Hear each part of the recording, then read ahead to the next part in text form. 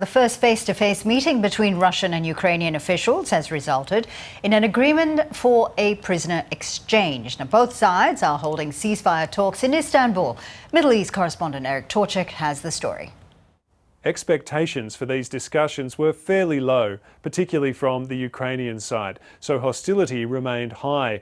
The two sides sat far apart on a U-shaped table, with Turkish officials sitting in between them. There were no handshakes exchanged at the start of the meeting, and the Ukrainian delegation insisted on speaking Ukrainian, despite having a very good working knowledge of Russian. And the reason for those expectations being low is that Ukraine says Russia has returned with another set of demands, like it put forward in 2022, that are completely unacceptable. They include disarmament of Ukraine's armed forces, a commitment to political neutrality, and withdrawal from Ukraine's own territories. So the Ukrainian government has called Russia's approach in asking for those things detached from reality. Russia, for its part, says it thought the talks were fairly positive.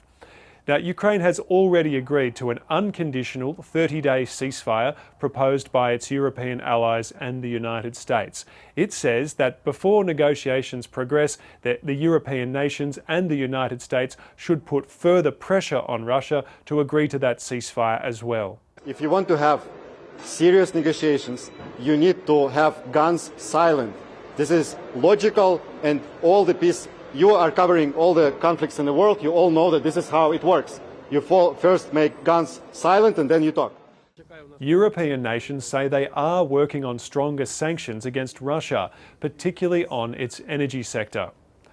One big positive of these talks is that Russia and Ukraine have agreed to swap 1,000 prisoners of war from each side. That would be the biggest such exchange since this conflict began.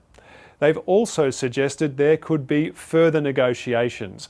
Ukraine wants them to be between Volodymyr Zelenskyy and Vladimir Putin directly. The Russians say a lot more work needs to take place before that can happen. But the fact is, the two sides spoke, they agreed to something, and they're going to likely meet again. That could definitely be seen as progress.